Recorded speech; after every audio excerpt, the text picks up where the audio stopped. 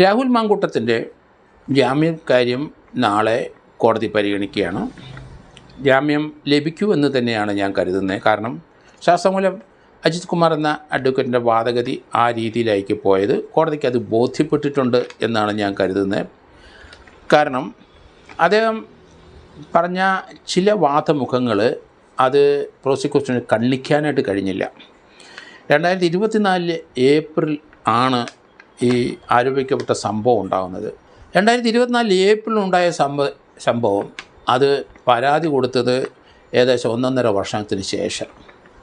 അവർ ഒരു വിദേശ വനിതയാണ്, അവർ വിദേശ രാജ്യത്ത് ജോലി ചെയ്യുന്ന സ്ത്രീയാണ്, അവർ വിവാഹിതയാണ്. അവരൊക്കെ വിവാഹിതരമായ ഒരു ബന്ധമാണ് ഇതെന്നാണ് രാഹുൽ മാങ്കൂട്ടത്തിൻ്റെ വക്കീൽ കോടതിയിൽ പറഞ്ഞത്. അത് ശരിയുമാണ്. കാരണം ഈ ആരോപിക്കപ്പെട്ട സംഭവത്തിന് ശേഷം അവർ അദ്ദേഹത്തിന് 60,000 രൂപയുടെ എങ്ങാണ്ട് ഒരു ചെരുപ്പ് വാങ്ങിച്ചു കൊടുത്തെന്നും തെളിവ് വന്നിട്ടുണ്ട്.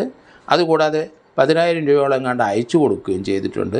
ജോയിൻ്റായിട്ട് നമുക്ക് രണ്ടുപേർക്കും ഒരു ഫ്ലാറ്റ് വാങ്ങണം എന്ന് പറയുകയും ചെയ്തിട്ടുണ്ട്. ഇതൊക്കെ അവർ പറഞ്ഞ കാര്യങ്ങൾ അഡ്വക്കേറ്റ് ശാസ്തമംഗലം അജിത് കുമാർ അത് കോടതിയിൽ അദ്ദേഹത്തിൻ്റെ വാദമുഖത്തിൽ പറയുകയും ചെയ്തിട്ടുണ്ട്.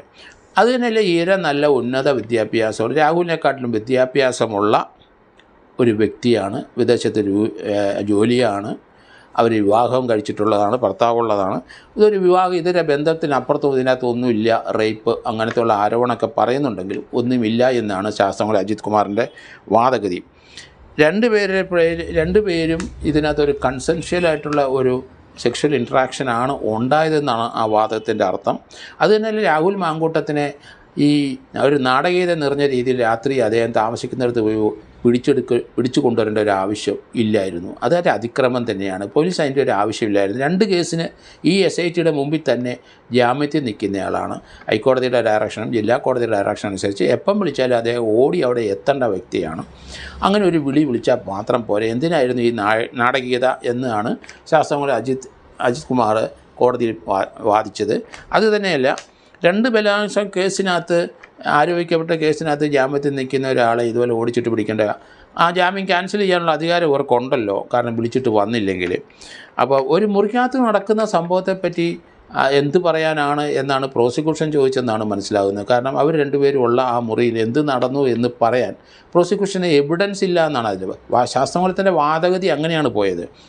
അതുതന്നെയല്ല, അദ്ദേഹത്തിൻ്റെ മൊബൈൽ എടുത്തുകൊണ്ട് പോയപ്പോൾ അതിനൊരു മഗസർ തയ്യാറാക്കണ്ടേ?